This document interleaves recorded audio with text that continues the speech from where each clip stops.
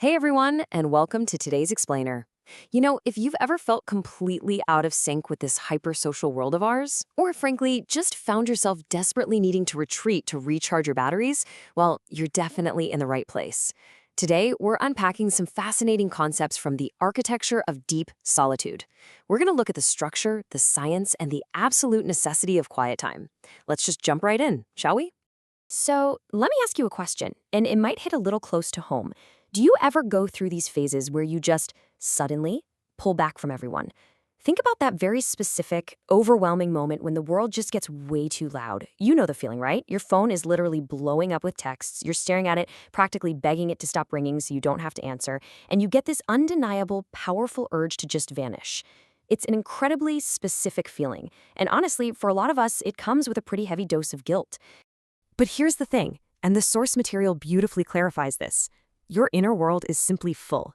That withdrawal you're experiencing, it is not born out of anger. You aren't pulling away because you're mad at your friends, your family, or your coworkers. You're pulling back because your mind has literally hit its processing capacity. Think of it like a computer with, 50 tabs open at once. The fan is whirring, the screen is totally frozen, and your brain simply needs absolute quiet to process all that accumulated data. Okay, let's dive into Section 1, the urge to vanish, why we retreat from the noise.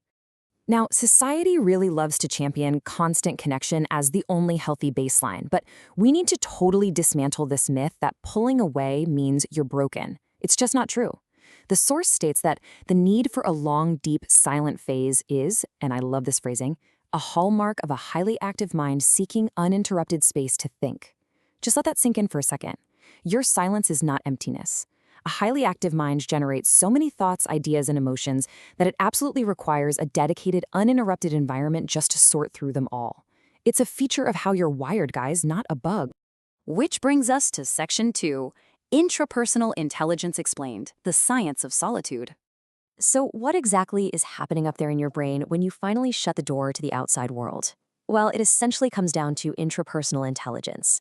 The source defines this as the capacity to explore one's inner world, which actively requires deep solitude to process complex thoughts and experiences. Meaning, if you have a high degree of intrapersonal intelligence, you don't just passively experience life, right? You analyze it, you feel its textures, you unpack the whole shebang. And to do that heavy mental lifting, your brain demands an environment completely free from external input. Deep solitude is literally your workshop. Let's move to see how this builds, because this isn't just about sitting in an empty room staring blankly at a wall. No, it's a highly active three-step cycle. Step 1, you pull back to find deep silence. Step 2, you use that newly acquired, uninterrupted space to just think freely. And step 3, which is really where the magic happens, you connect the dots. Solitude is the absolute necessary condition that allows you to link all your chaotic experiences and emotions together, creating a clear, cohesive understanding of yourself. All right, moving on to Section 3, solitude versus social anxiety, drawing the line. This is actually a massive focus for our explainer today. So the crucial point here is addressing a question that is incredibly common for people who crave solitude. Am I actually just struggling with social anxiety?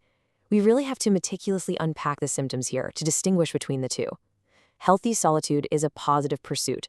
You're moving toward quiet to utilize an active mind. You retreat because you feel the very real symptom of cognitive overload. Social anxiety, on the flip side, is fundamentally an avoidance behavior. You retreat because the external world triggers symptoms of deep fear or panic. See the difference? One is an empowering need for space, while the other is a restrictive fear of interaction.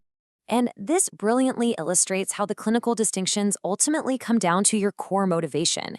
As we can see, deep solitude is motivated by the fundamental need for space to think.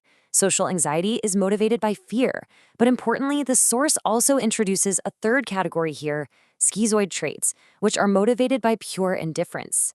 People with these traits aren't afraid, nor are they necessarily processing a busy inner world. They're actually, just totally indifferent to connection entirely. By identifying your real motivation, whether it's space, fear, or indifference, you can clearly see that needing silence is often a sign of intrapersonal intelligence, not a symptom of anxiety. Okay, almost at the end here. Section 4, a different social frequency, embracing your natural rhythm. So, transitioning from those clinical definitions to some empowering self-acceptance, let's distill the key takeaways. First and foremost, and hear me on this, you are absolutely not broken. those deep, silent phases of yours, they are entirely valid and honestly architecturally necessary for your mental health. You simply operate on a different social frequency. You aren't dialed into that standard broadcast channel that demands constant 24/7 noise. Instead, your frequency just requires alternating rhythms of engagement and profound, recharging silence. Which brings us to our final thought to leave you with. What does your unique social frequency actually look like? Now that you know the crucial difference between the fear-based symptoms of social anxiety and the healthy, natural need for deep solitude, how are you going to structure your time? I really want you to leave this explainer feeling seen, feeling empowered, and ready to embrace those silent phases without a single shred of guilt.